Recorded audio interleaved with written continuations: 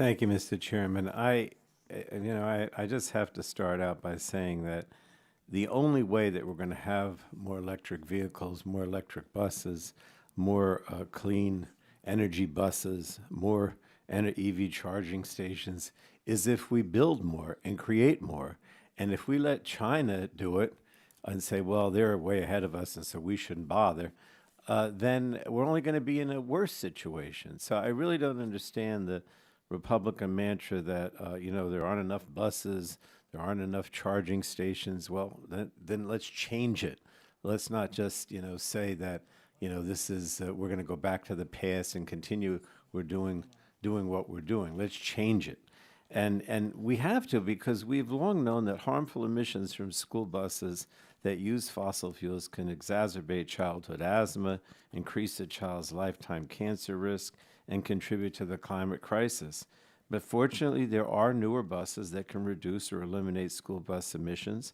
But tight budgets, coupled with high operating costs of existing bus fleets, make it impossible for many schools to replace outdated buses. And it's particularly difficult for underserved communities to invest in school bus upgrades, even though these upgrades would reduce future fuel costs. These communities are also disproportionately affected by air pollution, and these upgrades would better protect both the health of students and the surrounding community.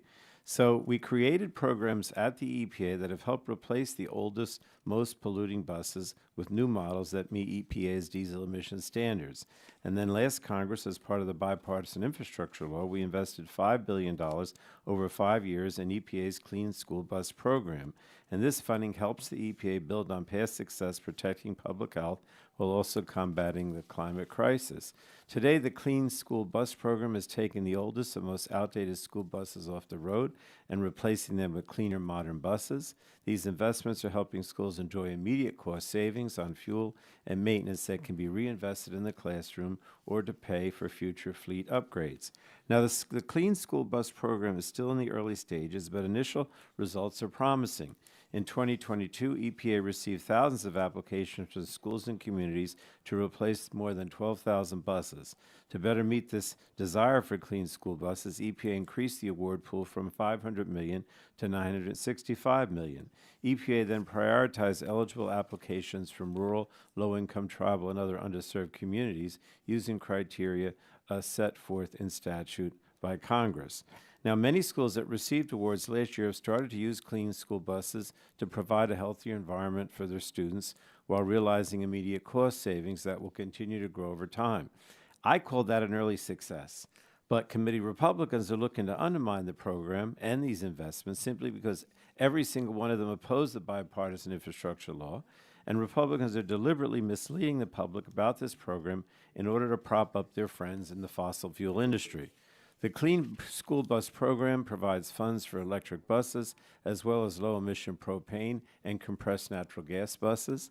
Congress gave schools the flexibility to choose from a range of technologies so new buses would fit their needs, and schools spoke loudly and clearly. More than 90% of the applications that EPA received for the first round of rebates were for zero-emission electric school buses. Schools want clean buses, and EPA is delivering. Now, I appreciate hearing from the Inspector General about his work or their work in detecting waste, fraud, and abuse, but the Republican majority is holding this hearing before the Inspector General has even completed an initial audit of the Clean School Bus Program.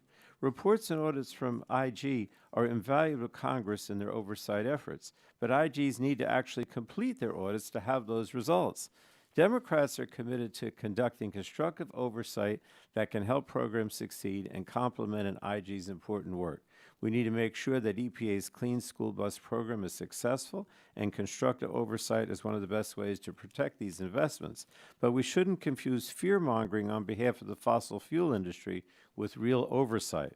So I look forward to hearing about the risks and challenges that could hinder federal investments so that we can ensure that this program is successful and that there is an expansion of clean school buses in communities all around the nation, including, I should say, in the communities of my Republican colleagues here today who also are reaping the advantage of these investments, even though they oppose them. And with that, Mr. Chairman, I yield back the balance of my time.